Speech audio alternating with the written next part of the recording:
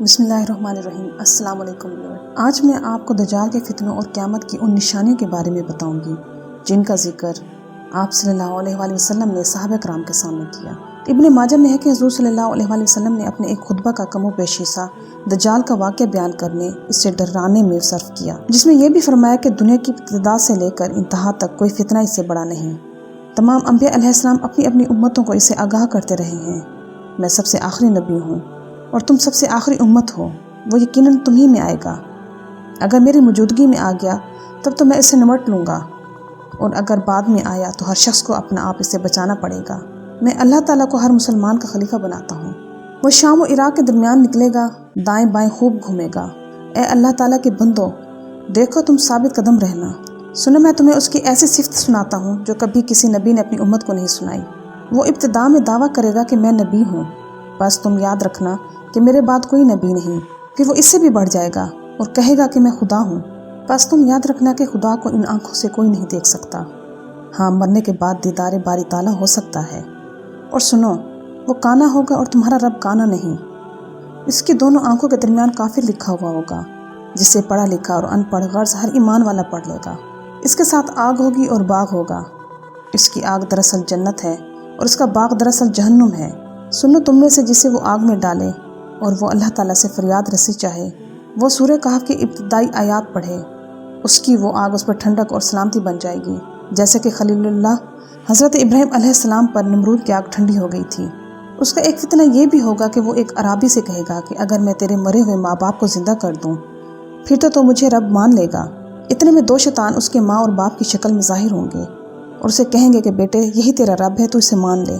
اس کا ایک فتنہ یہ بھی ہوگا کہ وہ ایک شخص پر مسلط کر دیا جائے گا، اسے آرے سے چروا کر دو ٹکڑے کروا دے گا، پھر لوگوں سے کہے گا میرے اس بندے کو دیکھنا، اب میں اسے زندہ کر دوں گا، لیکن پھر بھی یہی کہے گا کہ اس کا رب میرے سوا اور ہے۔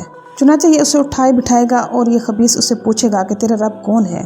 وہ جواب دے گا میرا رب اللہ تعالیٰ ہے اور تو خدا کا دشمن دجال ہے۔ خدا کی قسم، اب تو مجھے پہلے سے بھی بہت زیادہ یقین ہو گیا ہے۔ دوسری سند سے مروی ہے کہ حضور صلی اللہ علیہ وآلہ وسلم نے فرمایا، یہ مومن میری تمام امت سے زیادہ بلند درجہ کا امتی ہوگا۔ حضرت ابو سعید خدری رضی اللہ تعالیٰ عنہ فرماتے ہیں کہ اس حدیث کو سن کر ہمارا خیال تھا کہ یہ شخص حضرت عمر بن خطاب رضی اللہ تعالیٰ عنہ ہی ہوں گے۔ آپ رضی اللہ تعالیٰ عنہ کی شہادت تک ہمارا یہی خیال رہا۔ حضور صلی اللہ علیہ وآلہ وسلم فرماتے ہیں، اس کا ایک فتنہ یہ بھی ہوگا کہ وہ آسمان کو پانی برسانے کا حکم دے گا اور آسمان سے بارش ہوگی۔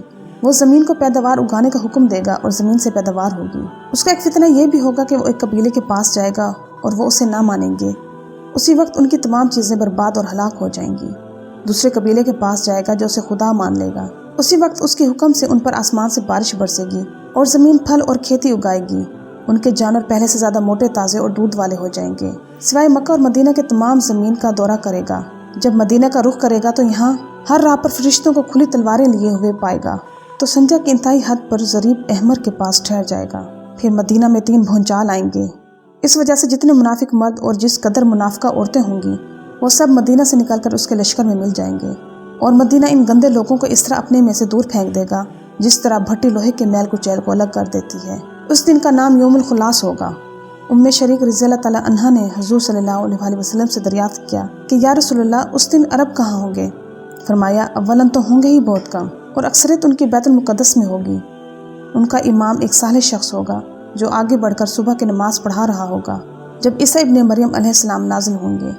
یہ امام پچھلے پیروں پیچھے ہٹے گا تاکہ آپ علیہ السلام آگے بڑھ کر امامت کرائیں، لیکن آپ علیہ السلام اس کی کمر پر ہاتھ رکھ کر فرمائیں گے کہ آگے بڑھو اور نماز پڑھو، اقامت تمہارے لیے کہی گئی ہے، بس ان کا امام ہی نماز پڑھے گا۔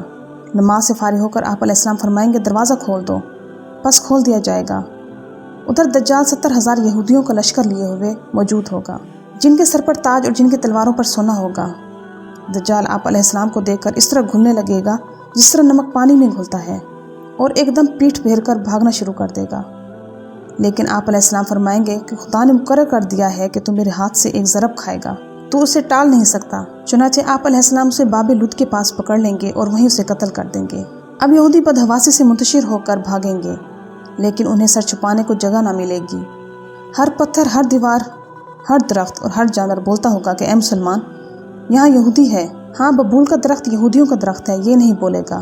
حضور صلی اللہ علیہ وآلہ وسلم فرماتے ہیں، پھر عیسیٰ ابن مریم علیہ السلام میری امت میں حاکم ہوں گے، عادل ہوں گے، امام ہوں گے، با انصاف ہوں گے، سلیب کو توڑیں گے، خنزیر کو قتل کریں گے، جزیے کو ہٹا دیں گے، حسد اور بغض جاتا رہے گا، ہر زہریلے جانور کا زہر ہٹا دیا جائے گا، بچے اپنی انگلی سانپ کے منہ میں ڈالیں گے لیکن وہ انہیں کوئی ضرر نہیں پہنچائے گا، شیروں سے لڑکے کھیلیں گے، نقصان کچھ نہ ہوگا، بھیڑیے بکریوں کے گلے میں یعنی ریوڑ میں اس طرح پھریں گے جیسے رکھوالا کتا ہو، تمام زمین اسلام اور اصلاح سے اس طرح بھر جائے گی جیسے کوئی برتن پانی سے لبابب بھرا ہوا ہو، سب کا کلمہ ایک ہو جائے گا، اللہ کے سوا کسی کی عبادت نہ ہوگی، لڑائی اور جنگ بالکل موقوف ہو جائے گی، زمین سفید چاندی کی طرح منور ہو جائے گی، بیل اتنی قیمت پر ملے گا اور گھوڑا چند درہموں پر ملے گا۔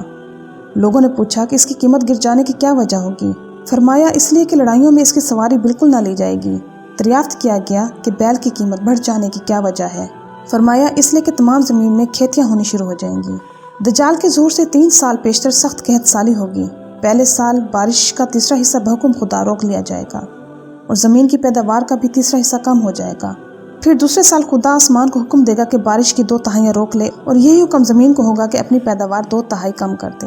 تیسرے سال آسمان سے بارش کا قطرہ نہ برسے گا، نہ زمین سے کوئی رویدگی پیدا ہوگی۔ تمام جانور اس قحط سے ہلاک ہو جائیں گے مگر جسے خدا چاہے۔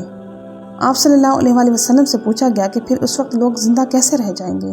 آپ صلی اللہ علیہ وآلہ وسلم نے فرمایا ان کی غذا کے قائم مقام اس وقت ان کا لا الہ الا اللہ کہنا، اللہ اکبر کہنا اور سبحان اللہ کہنا اور الحمدللہ کہنا ہوگا۔ امید کرتی ہوں کہ آپ کو میری آج کی ویڈیو بہت پسند آئی ہوگی، تو میری ویڈیو کو لائک کرنا اور میرے چینل کو سبسکرائب کرنا مت بھولیے گا۔ میں انشاءاللہ مزید دلچسپ معلوماتی اور اسلامی واقعات آپ کے ساتھ شیئر کرتی رہوں گی۔ میری طرف سے آپ کو ڈھیر ساری دعائیں اور مجھے بھی اپنی دعاؤں میں یاد رکھیے گا۔ چلتی ہوں، ملتے ہیں انشاءاللہ نیکسٹ ویڈیو میں۔ اللہ حافظ۔